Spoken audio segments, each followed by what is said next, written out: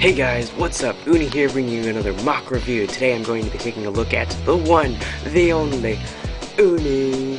Yes, myself mock, if you couldn't probably tell already because we have the same name, but yes, Oonie is my self-mock, and he is very cool.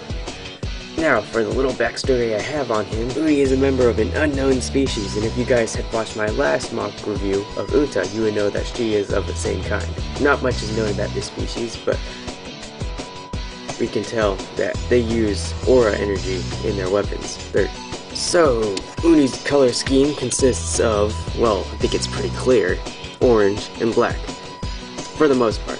He does have other colors in his scheme from time to time, but his dominant colors are orange and black. So, for the most part, Oonie has pretty much the same simple build. If you could probably tell, it's just under all this random armor stuff. He has the standard Monocle Toa Glatorian. He uses the translucent pieces from the Toa and Aika. Unta does as well. He uses the ones from Toa Jaller, and she uses the ones from Matoro. Now, just like Unta, Oonie has a semi-custom torso. For the most part, he does use the same build of Hero Factory torso. He uses actually a taller version, but I'll get to that in a few minutes. But about the add-ons, if you could probably tell, he uses Hero Factory cladding, but for very odd placements. He actually has two, one on each side of his lower leg right here, which is attached around the Glatorian leg add-on. These are actually just connected by a system wand, bar, lightsaber piece, whatever you want to call it. But that just is stuck through the actual leg, through the pinhole. Hold on, maybe I can show you guys. You guys can see right there, yes, it's just stuck in the pinhole, and then that's how they are both held together. So, nothing special.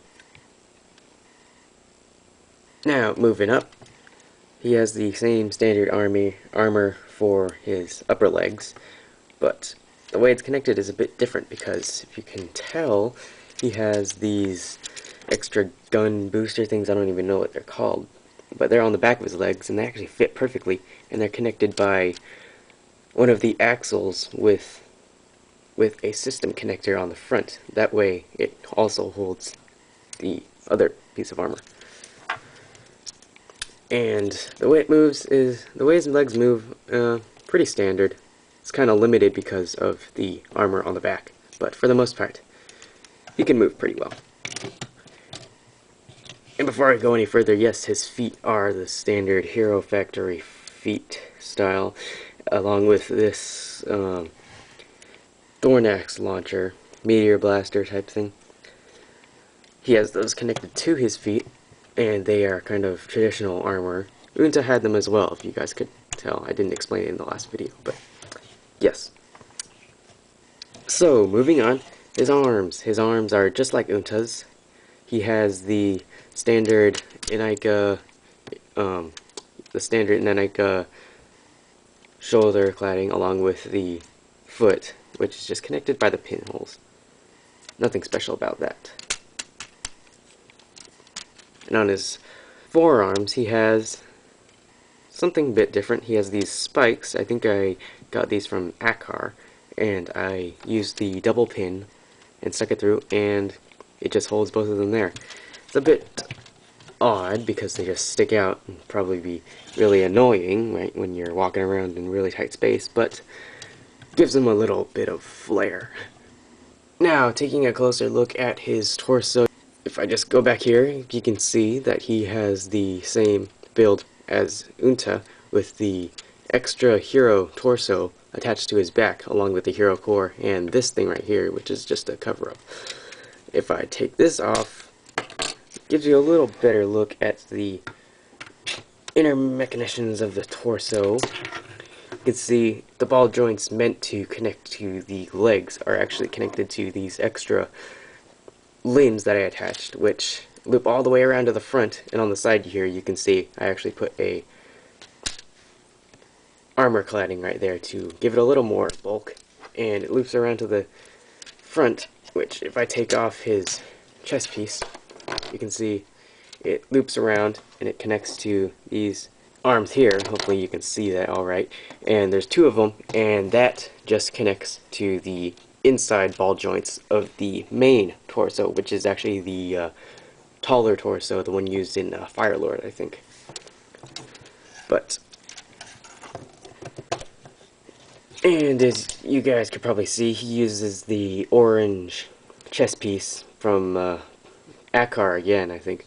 And he also has this extra armor cladding, which kind of covers up his lower torso. But this thing just snaps on like so, and that makes up his torso. Now, going back to the back, you could probably assume that his weapons go right here, just like on Unta. And you are right. And here he has his arsenal stored on his back, just like Unta. Which brings me to the next part of this review, his weapons. The first thing I'm going to show you is just like Unta. She has one of them flip around shoulder mounted blasters. Well, let me take this off first. He has one as well. This one actually flips from behind him and rests literally on his shoulder right next to his head. I was still able to make this thing flip around, and if you guys remember, he has had this back from his little revamp, and this is actually just a Hero Factory breakout blaster, which fires just like normal.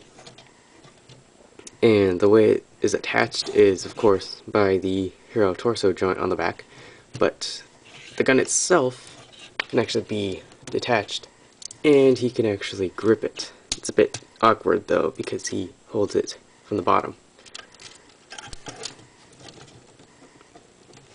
But it works just as good. Okay, so here we have Oonie with his rifle, sniper rifle to be exact. Now, for those of you who don't know, I am actually terrible at making guns and stuff like that, so this is probably the best you're gonna get from me. This is just some sort of gun. I don't even know the terms and stuff used, but Oonie can use this for long range sniping, but he holds it like so. And it's pretty basic, nothing special. And like all his other weapons, it goes on his back and it actually attaches to his blaster, his shoulder-mounted blaster, like so. Now, just like Unta, Oonie also has weapons that channel his aura power. For him, he has, just like Unta, the Power Glove, which, like I said before, acts like Iron Man, where he can just fire at will if he just aims with his hand. And it's pretty self-explanatory. He can do some pretty interesting poses with his fingers. Thumbs up. Now, onto the next weapon. This is probably the one that you guys have seen most in videos lately. It is the one that Oonie carries around all the time, almost all the time. And it actually is the only one that is not on his back. It is his special gun right here, holstered on his leg. It actually connects to his leg, so he can pull it out just like he's pulling his gun from a holster. And just like his other weapons, he can channel his aura energy through here. And this one is good for close range shots, almost like a shotgun, but it actually looks decent. Yeah. And he can just store it like so. Ta-da! So now we move on to Oonie's signature weapon, the one that we have seen from the very beginning, from the very first time we ever saw him. So this is Oonie's fire sword. It has kind of changed over time, but for the most part it has stayed the same in this form. Now, his fire sword conjures fire, just like you can see. Makes a fire blade like that. But when it's not in use, it should look like this, although most times I just leave it on his back with the fire blade still intact. But this is what it looks like without the fire on it. It's pretty basic. If you guys remember from the very beginning, his fire sword was actually two of these, one of them which conjured a flame, and it just looked like this. But put it all together, and you have the epic fire sword of Oonie. Now he uses this for melee, obviously, but he can also blast fire from it. And that's about it. And if you flip him back to this, you go back to having all his weapons stored, like so. Pretty awesome. So that about wraps up this mock review of my self-mock Oonie. One thing I didn't mention was actually his mask. His mask is actually the orange Pakari from Matoran Nuparu back from the Boxer set. Turn the light this way, maybe you guys can see it better. I really liked it, and this is actually the inspiration for the actual mock of Oonie way back when I was first making these guys. So I hope you guys enjoyed this mock review. Please drop a like, drop a comment down below. Leave a suggestion of what you want to see next, or of what you want to see more of. Maybe I can do an extra on Oonie or Unta for you guys that saw the last mock review.